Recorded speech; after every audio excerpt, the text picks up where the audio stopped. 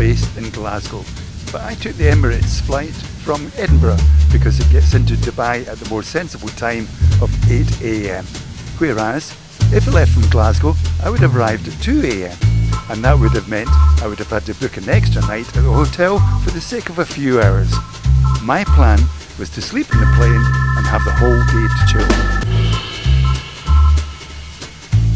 I was really impressed with the entertainment system, with live news, internet, Wi-Fi and hundreds of films to watch. And the flight info was clever, with cameras all around the outside of the aircraft.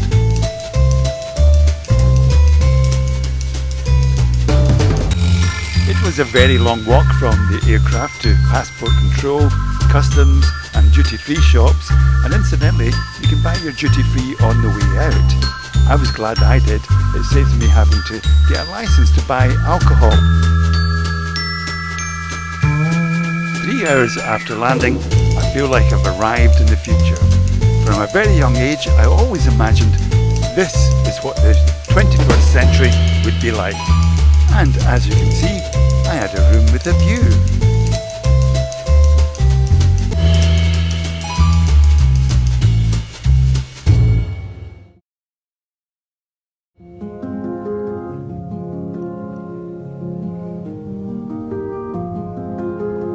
I stayed at the Rove in Dubai Marina, which was midway between JBR Beach and the centre of the marina. The food at the hotel and the restaurants around the marina and JBR Beach was excellent, with plenty of special dietary options if you need it. However, some places are quite expensive.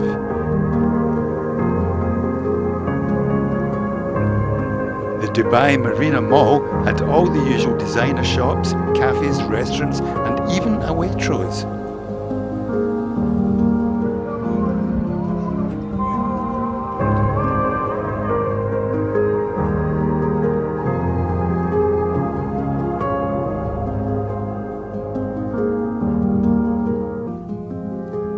You can go on a dhow cruise round the Marina Canal from as little as £10 to £15, or a dinner cruise from £30 upwards with entertainment on board. A couple of places I enjoyed were Hurricanes at JBR Beach, with a great view of the largest Ferris wheel in the world. The steakhouse is popular with Australians for great New Zealand aged steaks. Not cheap, about 50 quid at a time. And my favourite restaurant was a Lebanese restaurant, Turquoise Blue, at the marina. They did some amazing kebabs and mixed grills, averaging about £15 to £20 a meal.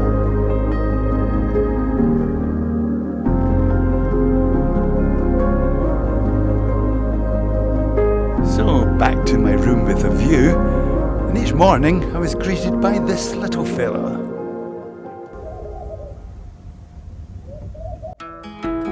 Time now to check out nearby JBR Beach. And incidentally, this is what a small sandstorm looks like when it hits town. As you'd expect in Dubai, everything was of a very high standard, beautiful sand, plenty of restaurants, and the seawater was like bathwater.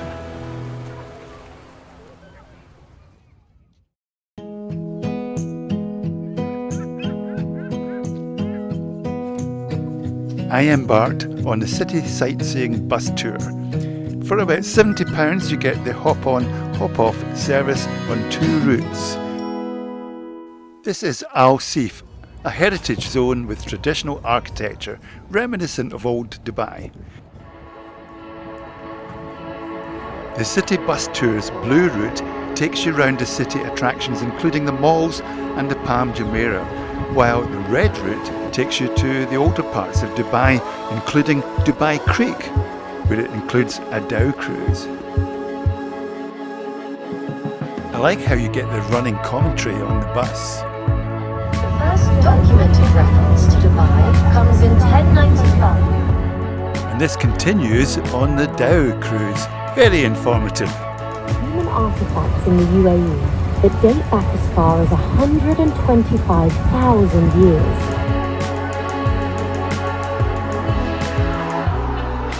These towers are an early form of air conditioning, They capture the wind, causing a downdraft, keeping the property cool. It signifies wealth the more towers you have. These little boats are abras, traditional boats that ferry passengers across Dubai Creek. It is the cheapest and quickest way of getting around.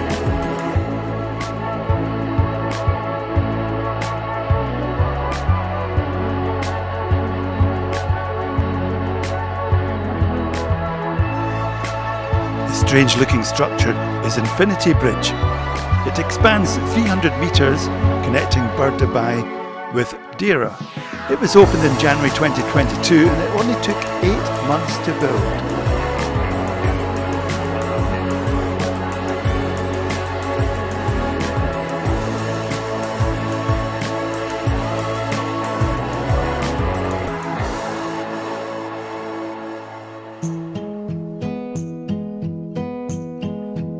If you're parched in the heat of the Arabian sun, you can quench your thirst at the Arabian Tea House in Al Fahidi, where you can get a traditional Emiratis tea.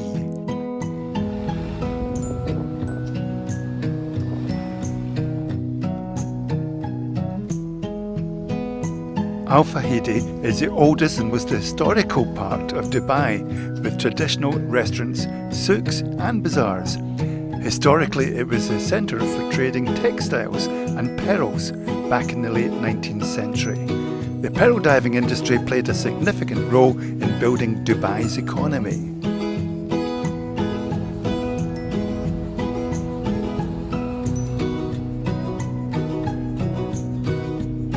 Deira is a fascinating blend of modernity and historical areas.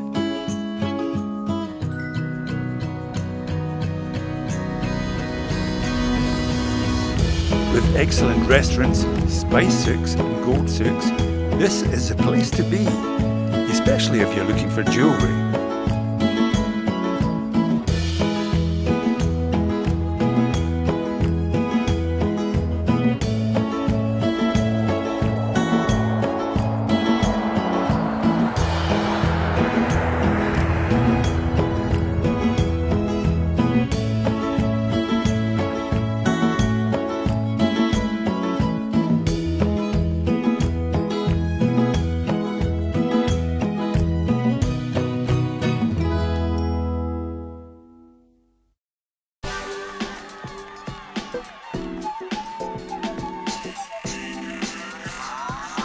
It's hard to believe that everything you see here just didn't exist at the turn of the century.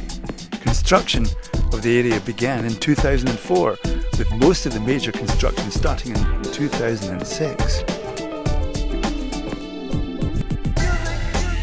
The Museum of the Future was opened in 2022, and its theme is a journey into the future, reaching the year 2071, giving you various experiences over 5 floors on the way. Dubai Frame was opened in 2018 and symbolises a picture frame where you can see the old and the new Dubai. It stands at 150 metres, and one of the main attractions is to stand on the glass floor at the top.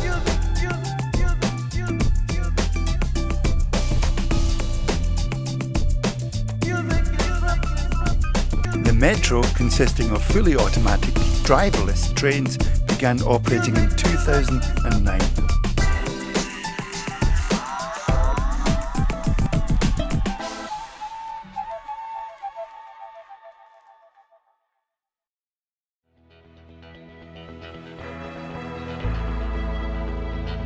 Travelling from the downtown area, passing the world's first and only 7-star hotel, the Burj Al Arab, and also passing the Souk Madinah Jumeirah shopping mall, I arrive at the Palm Jumeirah, a man-made island shaped like a palm tree, home of Aqua Venture World and luxury hotels including the famous Atlantis The Palm. There are many upmarket restaurants and luxury homes. The island's creation, starting in 2001, built with sand and rock, took its first residents in 2007.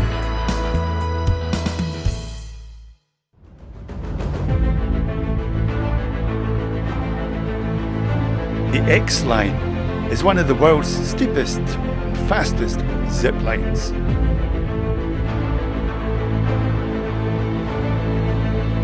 Harnessed complete with GoPro facing down into what they call a Superman harness. You zip along at an average speed of 50 miles per hour.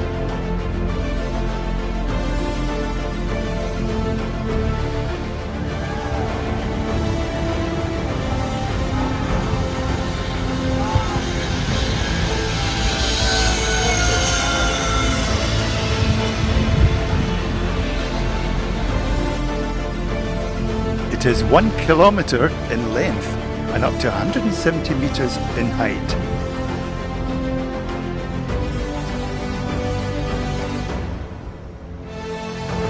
The ride will cost you about £140 and includes your customised video and photo, so you can relive and share the experience with your friends.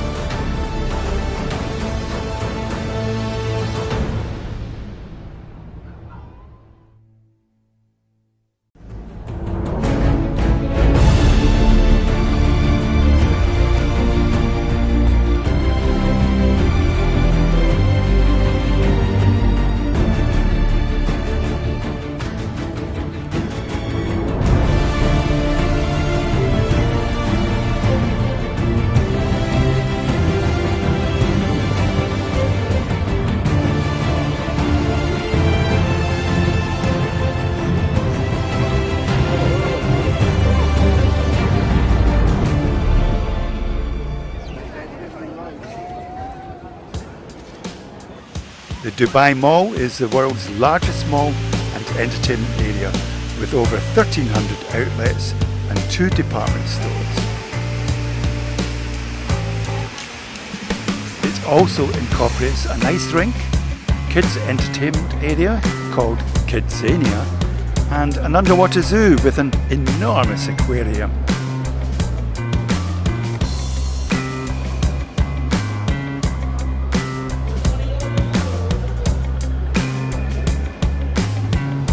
The entrance to the Burj Khalifa is in the lower ground floor of the mall.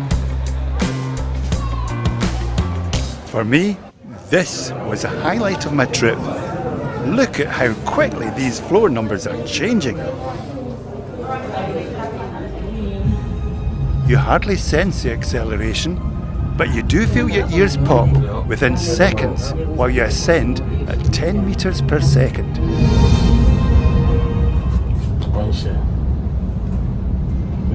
Please.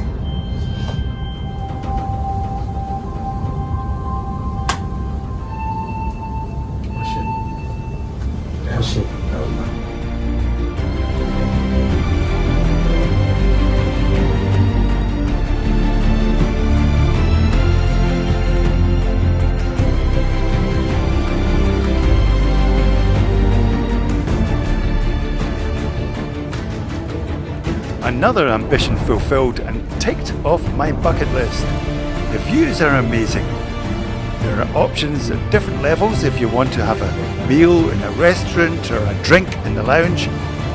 I opted for the at the top experience. The observation floors 124 and 125 costing around £38. The highest floor is the 163rd, but it is not available to the public. The total height of 829.8 metres, or 2,722 feet, is just over half a mile. You could watch a sunset at the bottom, go up the lift and see it all again.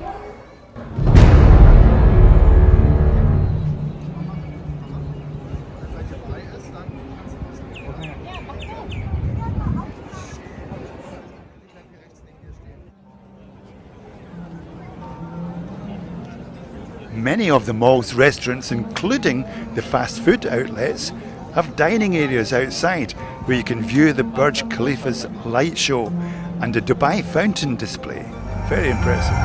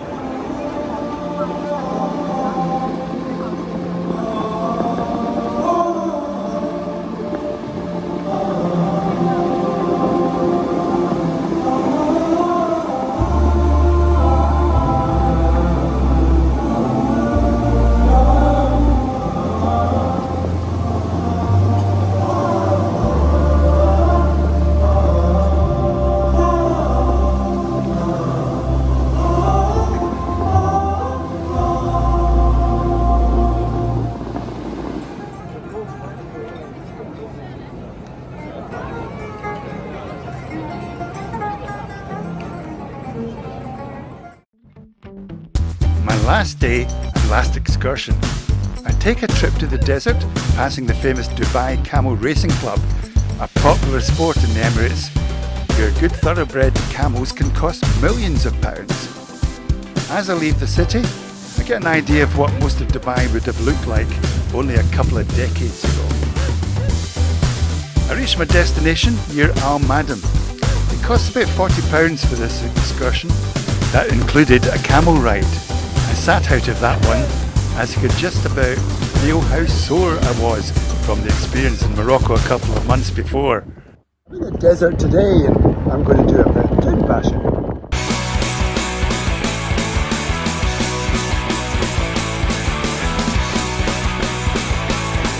This is fun. They let a bit of air out of the tyres to get the traction.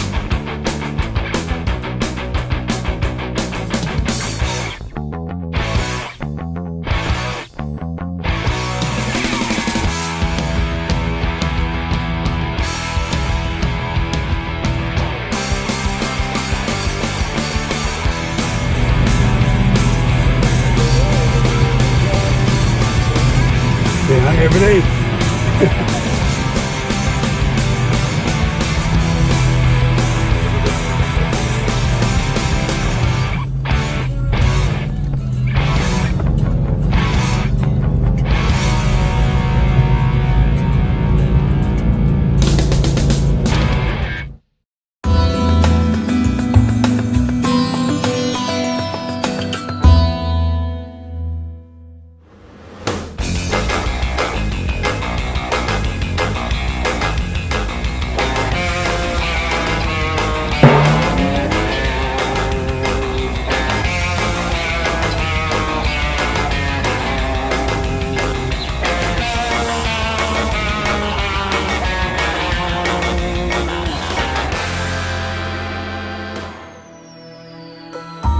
I certainly wasn't expecting to be surfing in the middle of the desert. It is quite breathtaking experiencing the vastness and emptiness of the desert. But before we go, let's give the bloke another chance to get it right.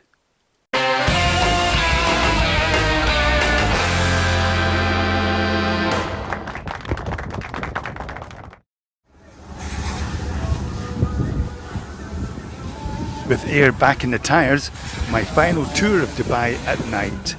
Just as impressive with the buildings illuminated. With daily flights from Glasgow, it was tempting to go to Dubai, and also the attraction of experiencing such a modern city with the world's tallest building. And that didn't disappoint. The food was excellent, the weather was great. For me, it just seemed to lack soul. There were gaps in infrastructure, so you end up having to make connections by different modes of transport, combined with a lot of walking. I can see why it would be great for young families, especially if they stay at a beach area with all the attractions and restaurants nearby, with no worries about safety. I will return, but just as a stopover. My flight home to Glasgow passed in no time, and very luckily able to stretch out on the 2 empty seats next to me. Until the next time, thank you for watching.